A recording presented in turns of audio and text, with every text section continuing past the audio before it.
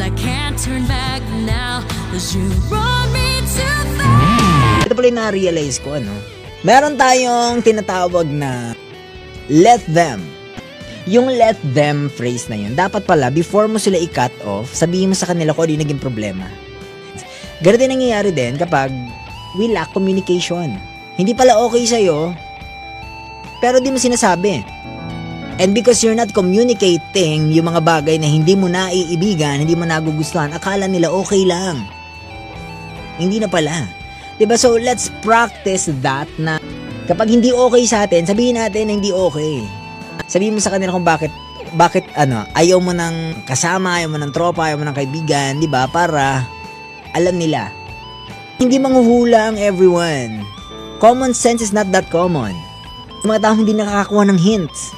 May mga taong kailangan direct to the point mo sinasabi. Baka ganong klaseng tao siya. Hindi tayo tugma bilang magkaibigan. Masyado ka nagko-cross ng line, 'di ba? Masyado ka ng toxic. Okay lang naman mag-cut off talaga tayo ng friend na hindi na natin na hindi nakakatulong sa ating mental health, hindi nakakatulong sa ating confidence. Pero kung gusto mo siyang i-cut off, masyado ng toxic for you, masyado ng hindi okay yung kanya mga ginagawa, you can cut them off.